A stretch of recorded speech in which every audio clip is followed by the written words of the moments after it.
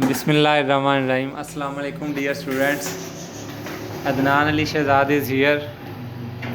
This lecture is for the students of Principles of Macroeconomics in BS Economics second semester. In the last lecture we have studied the non-income determinants of consumption and saving. We have also studied the investment function, investment demand curve, changes in the investment demand curve, and determinants of investment demand curve. In this lecture we will study the multiplier effect, investment multiplier, government spending multiplier, and tax multiplier.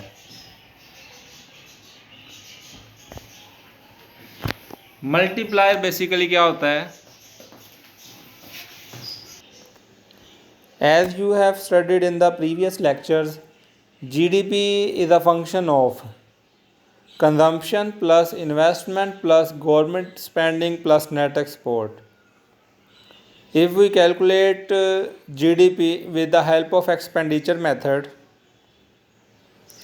so Y is equal to consumption, Y means GDP is equal to consumption plus investment plus government spending plus net export. These four independent variables are known as a spending variable, which include private consumption expenditures, private investment expenditures, government expenditures, and net exports. These are four spending variables, and dependent variable is GDP. There is a positive relationship between these spending variable and GDP or income. Multiplier effect basically measures the relationship between spending variable and real GDP. Multiplier basically estimate how much change in real GDP observed as a result of change in spending variable. Multiplier effect basically क्या major करता है? Multiplier effect basically major करता है कि spending variable में से कोई भी वेरिएबल, स्पेंडिंग वेरिएबल के चेंज होने से हमारी रियल जीडीपी कितनी चेंज होती है. जैसा मैंने बताया, स्पेंडिंग वेरिएबल में और रियल जीडीपी में पॉजिटिव रिलेशनशिप है. मतलब स्पेंडिंग वेरिएबल कंजम्पशन में या इन्वेस्टमेंट में या गवर्नमेंट स्पेंडिंग में या नेट एक्सपोर्ट में अगर इजाफा होता है तो उससे जीडीपी में भी इजाफा होता है, और अगर इन स्पेंडिंग वेरिएबल्स में कमी आती है तो जीडीपी में भी कमी आती है, क्योंकि इन चारों का सम ही तो जीडीपी है. इनको ऐड करते हैं हम तो जीडीपी बन जाती है इन स्पेंडिंग वेरिएबल्स को. इट मीन्स कि these spending variables are positively correlated with the real GDP. तो इन स्पेंडिंग वेरिएबल्स की वजह से रियल जीडीपी जितनी चेंज होती है, it will be measured by the multiplier effect. मतलब इन स्पेंडिंग वेरिएबल्स के इंक्रीज करने से रियल जीडीपी कितनी इंक्रीज होती है, this is measured by multiplier effect. In spending variables के डिक्रीज होने से रियल जीडीपी कितनी डिक्रीज होती है, it will be measured by multiplier effect. A final basic relationship that requires discussion is the relationship between change in spending and change in real GDP. There is a direct relationship between two aggregates. More spending results in a higher GDP, less spending results in a lower GDP. Changes in spending variable result a larger change in income or GDP. That surprising result is called multiplier effect. मतलब कि आपके spending variable के change होने से real GDP कितनी change होती है, and this surprising result is called multiplier effect. क्योंकि ये एक फिनोमिना है कि मैं आपको एग्जांपल देता हूँ. एक फिनोमिना जिसे हम मल्टीप्लायर इफेक्ट बेसिकली कहते हैं कि अगर इन्वेस्टमेंट में इजाफा होता है तो उसे रियल जीडीपी में कई गुना ज़्यादा इजाफा हो जाता है. Investment has a multiplied effect on real GDP. ये बेसिकली ऐसी असल कंसेप्ट है, इसी की मदद से जो है वो मल्टीप्लायर इफेक्ट को हमने जो है वो एक्सप्लेन किया है। जो इन्वेस्टमेंट है उसका जीडीपी पे, रियल जीडीपी पे मल्टीप्लाइड इफेक्ट है। अगर इन्वेस्टमेंट में इजाफा होता है तो उससे रियल जीडीपी में कई गुना ज़्यादा इजाफा हो जाता है। अगर इन्वेस्टमेंट में कमी आती है तो उससे रियल जीडीपी में कई गुना ज़्यादा कमी आ जाती है। सो दिस कई गुना कई multiplied will be measured by multiplier, कि ये कितने गुना मतलब जो वर्ड यूज़ हो रहा है तो उसको हम मेजर करते हैं मल्टीप्लायर इफेक्ट से। So the multiplier determines how much larger that change will be, कि इन्वेस्टमेंट के चेंज होने से या आप कह लें स्पेंडिंग वेरिएबल के चेंज होने से रियल जीडीपी कितनी चेंज होती है, ठीक है, कितनी लार्जर चेंज आती है रियल जीडीपी में, it will be measured by multiplier effect. दोबारा मैं सिंपल वर्ड्स में एक्सप्लेन करता हूँ कि स्पेंडिंग वेरिएबल में से कोई भी एक या ज़्यादा स्पेंडिंग वेरिएबल में से कोई वेरिएबल चेंज होने से रियल जीडीपी में कितनी लार्जर कितनी चेंज आती है, it will be measured by multiplier. So you can say that the multiplier determines how much larger that change will be.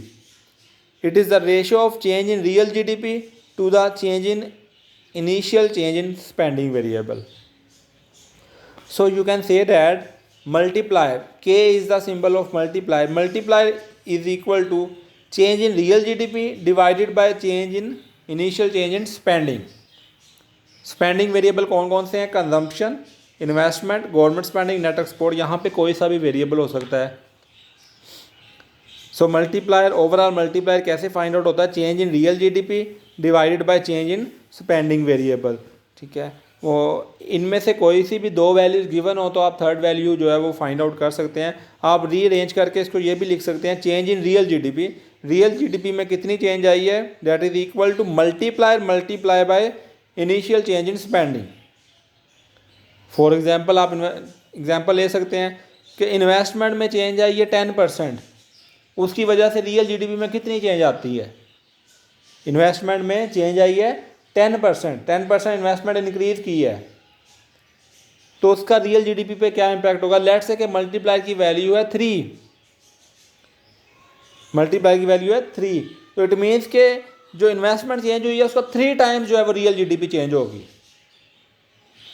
Investment जो चेंज हुई है उसका 3 टाइम्स जो है वो रियल जीडीपी चेंज होगी। इन्वेस्टमेंट में चेंज आई है 10% और मल्टीप्लायर है हमारे पास 3, तो रियल जीडीपी में कितनी चेंज आएगी? 10% multiply by 3 mean 30%। Real GDP में कितनी चेंज आएगी? 30%। मतलब इन्वेस्टमेंट में 10% इजाफा हुआ था और उसकी वजह से रियल जीडीपी में कितना इजाफा हुआ है? 30%, ठीक है। मल्टीप्लायर था 3, मतलब 3 टाइम्स अफेक्ट किया है। तो इस तरीके से आप जो है वो वैल्यूज फाइंड आउट कर सकते हैं। मल्टीप्लायर में सबसे पहले पढ़ते हैं हम investment multiplier. According to your course content हम 3 तरह के मल्टीप्लायर स्टडी करेंगे: investment multiplier, government spending multiplier and tax multiplier. First one is investment multiplier. Investment multiplier is the ratio of change in real GDP to the change in investment spending. Investment multiplier is the ratio of change in real GDP to the change in investment spending. So you can say that investment multiplier is equal to KI is equal to change in real GDP divided by initial change in investment. इस तरीके से आप check कर सकते हैं कि investment में change आने से रियल जीडीपी में कितनी चेंज आई है। It will be measured by investment multiplier. Investment multiplier measures the responsiveness change in real GDP as a result of change in investment spending. Listen carefully. Investment multiplier measures the responsiveness change in real GDP as a result of change in investment spending. Repeat करता हूँ, investment multiplier measures the responsiveness change in real GDP as a result of initial change in investment. Investment के change होने से real GDP में कितनी change आती है, that will be measured by investment multiplier. Investment multiplier के बारे में मैंने पहले भी एक्सप्लेन किया कि कंसेप्ट है कि अगर इन्वेस्टमेंट में इजाफा होता है तो रियल जीडीपी में कई गुना ज़्यादा इजाफा हो जाता है। इन्वेस्टमेंट में कमी आती है तो रियल जीडीपी में कई गुना ज़्यादा कमी आ जाती है। और ये जो कई गुना मतलब जो वर्ड यूज़ कर रहा हूँ multiply, it will be a multiplier, it will be a multiplier. So आप फार्मूला ऐसे भी लिख सकते हैं के I is equal to delta Y over delta I. Delta Y mean change in real GDP और delta I mean change in investment spending. We can also measure the multiplier with the help of marginal propensity to consume। आप investment multiplier को marginal propensity to consume के साथ भी compare कर सकते हैं। Marginal propensity to consume के लिहाज से इसका जो फार्मूला है वो है 1/1 माइनस MPC। ये बेसिकली डिराइव होता है मैथमेटिकली, लेकिन हमारे कोर्स कंटेंट्स में ये नहीं है। अगर आप मैथमेटिकल इकोनॉमिक्स स्टडी कर रहे हैं तो मैथमेटिकल इकोनॉमिक्स में हम इसको जो है वो ड्राइव करते हैं। मैथमेटिकल इकोनॉमिक्स का कोर्स देख रहे होंगे तो उसमें आप इसको ड्राइव करेंगे मैथमेटिकली। यहाँ पे आप इसको याद कर लीजिएगा कि मार्जिनल प्रोपेंसिटी टू कंज्यूम के लिहाज से जो मल्टीप्लायर है उसका फार्मूला है 1/1 माइनस MPC। ये दोनों फार्मूले हैं। आपको अगर आपकी कोई स्मॉल न्यूमेरिकल एग्जांपल में इसका क्वेश्चन पूछा जाए तो जो वैल्यूज़ दी हों आप उस लिहाज से वो वाला फार्मूला यूज़ कर सकते हैं और वैल्यूज़ फाइंड आउट कर सकते हैं। 1/1 minus MPC, here MPC is marginal propensity to consume. ये वही है। अगर आप कंजम्पशन की वैल्यू देखें, कंजम्पशन के दो कंपोनेंट है, autonomous consumption, induced consumption. C is equal to C naught plus small cy। Small c is also named as a marginal propensity to consume। Listen carefully students, consumption function की equation बोल रहा हूँ general. C is equal to C naught plus small cy। C naught होता है autonomous consumption, small cy होता है induced consumption. जो small c जो है वो MPC कहलाता है, उसकी जो वैल्यू होगी वो MPC, और इसकी लिमिट 0 और 1 के दरमियान होती है। By Keynesian psychological law of consumption, we have already this in the previous lectures। 1/1 minus MPC।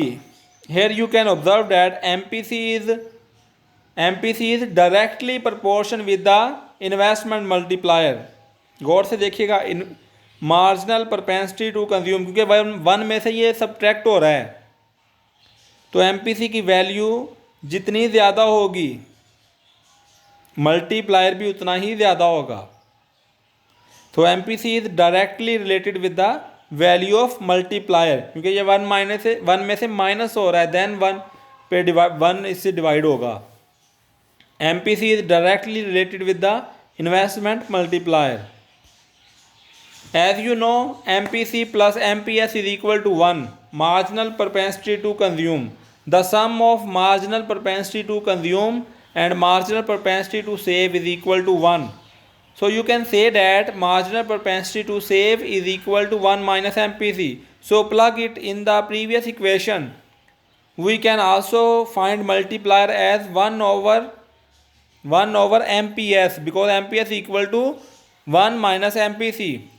So इस फार्मूले से भी आप जो है वो मल्टीप्लायर की वैल्यू फाइंड आउट कर सकते हैं, क्योंकि MPC की वैल्यू दी हो उसको 1 में से माइनस करें तो MPS की वैल्यू भी आ जाती है। तो इस तरीके से आप जो है वो multiplier, investment multiplier find out कर सकते हैं। Second multiplier is government spending multiplier. अगर आप इन्वेस्टमेंट मल्टीप्लायर को गौर से देखें तो उसी तरीके से हम गवर्नमेंट स्पेंडिंग मल्टीप्लायर को भी फाइंड आउट कर सकते हैं। बेसिकली गवर्नमेंट स्पेंडिंग मल्टीप्लायर ये फाइंड आउट करता है कि गवर्नमेंट स्पेंडिंग के चेंज होने से आपकी रियल जीडीपी कितने गुना चेंज होती है। It will be measured by government spending multiplier. So you can say that government spending multiplier is the ratio of change in real GDP to the change in government spending, is the ratio of change in real GDP to the change in government spending. और simple word you can say that government spending multiplier measures the responsiveness change in real GDP as a result of initial change in government spending। Listen carefully students, मैं repeat करता हूँ, government spending multiplier measures the responsiveness change in real GDP as a result of change in government spending. Government spending के change होने से real GDP कितने गुना change होती है? It will be measured by government spending multiplier. So you can write the formula government spending multiplier is equal to delta Y means change in real GDP divided by delta G means change in initial government spending. आप इसे MPC के formula से भी calculate कर सकते हैं. MPC के लिहाज से इसका सेम फार्मूला होगा as we have used in the investment multiplier. Government spending multiplier is equal to 1/1 minus MPC और you can write this one as 1/MPS marginal propensity to save. So these are the both formulas can be used to measure government spending multiplier. The third multiplier is tax multiplier. Third multiplier is tax multiplier. Tax multiplier is the ratio of change in real GDP to the change in taxes. Tax multiplier basically measure करता है कि taxes के change होने से आपकी real GDP कितनी change होती है. That is tax that will be measured by tax multiplier. और you can say that tax multiplier measure the responsiveness change in real GDP as a result of change in taxes. Repeat करता हूँ, tax multiplier measures the responsiveness change in real GDP as a result of change in taxes. Tax के change होने से आपकी real GDP कितनी change होती है? It will be measured by tax multiplier. So tax multiplier is equal to minus MPC and इसका एक और फार्मूला भी है हमारे पास. दो फार्मूलाज हैं.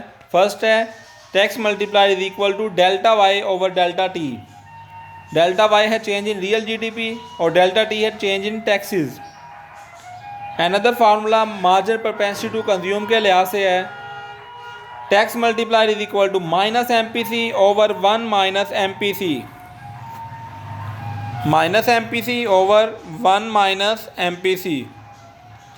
आप इसको ऐसे भी लिख सकते हैं माइनस एमपीसी ओवर एमपीएस. इस तरीके से भी आप इसको कैलकुलेट कर सकते हैं. टैक्स मल्टीप्लायर का आंसर जो है वो माइनस में आएगा. इट मीन इसका एडवर्सली इफेक्ट होता है रियल जीडीपी पे. So these are the 3 multiplier that we have studied in this lecture. मैं आप सम अप कर सकते हैं इसे. मल्टीप्लायर बेसिकली मेजर करता है कि आपके स्पेंडिंग वेरिएबल्स की वजह से रियल जीडीपी कितनी चेंज होती है. It will be measured by multiplier. Investment multiplier measures the responsiveness change in real GDP as a result of change in investment spending. And government spending multiplier measures the responsiveness change in real GDP as a result of change in government spending. And tax multiplier measures the responsiveness change in real GDP as a result of change in taxes. Here is the assignment question for you that is very simple. Question number 1 is what will be the multiplier when MPS is 0, 0.4, 0.6 and 1, and what will be when the MPC is 1, 0.90, 0.67, 0.50 and 0. How much of change in GDP will result if firms increase their level of investment by $8 billion and the MPC is 0.80. अगर आपकी investment जो है वो $8 billion से increase करती है तो MPC आपका 0.80 है, तो रियल जीडीपी कितनी चेंज होगी ये भी आपने फाइंड आउट करना है. और उससे पहले बताया मल्टीप्लायर फाइंड आउट करना है. MPS की 4 वैल्यूज़ दी हैं, सब पे अलग अलग मल्टीप्लायर की वैल्यू फाइंड आउट करनी है. MPC की 5 वैल्यूज़ दी हैं, उस पे सब पे अलग अलग जो है वो मल्टीप्लायर की वैल्यू फाइंड आउट करनी है. देन आपने change in real GDP find out करनी है. और देन फिर इसी में इसका पार्ट 2 भी बनाया गया कि MPC अगर आपका चेंज हो जाए 0.80 से 0.67 हो जाए MPC, तो फिर जो है रियल जीडीपी कितनी चेंज होगी. ये आपने असाइनमेंट आपका अपनी जो है वो प्रिपेयर करनी है. सेकंड क्वेश्चन है suppose that the linear equation for consumption in a hypothetical economy is C is equal to 40 plus 0.8y. Here you can see that C is equal to C naught plus small cy. जो मैंने मतलब आपको बताया था, ये आपके सामने consumption function लिखा है. 40 is autonomous consumption which have to bear in which have to spend in every condition, and 0.8y is induced consumption, and here 0.8 is MPC, marginal propensity to consume. Also suppose that income is $400. First question is that find the marginal propensity to consume. Second question is that the marginal propensity to save, find out the marginal propensity to save. Third question is that find out the level of consumption. Fourth question is that the average propensity to consume, find out the average propensity to consume. And fifth question is that find out the level of saving. And sixth question is that find out the average propensity to save. ये बहुत simple question है, बहुत simple आपसे पूछा गया है, आपने इसको एक्सप्लेन करना है। तमाम स्टूडेंट्स जो है वो अपनी इस असाइनमेंट को खुद से जो है वो प्रिपेयर करेंगे और CRGR अपनी क्लास के CRGR को सबमिट करवा देंगे।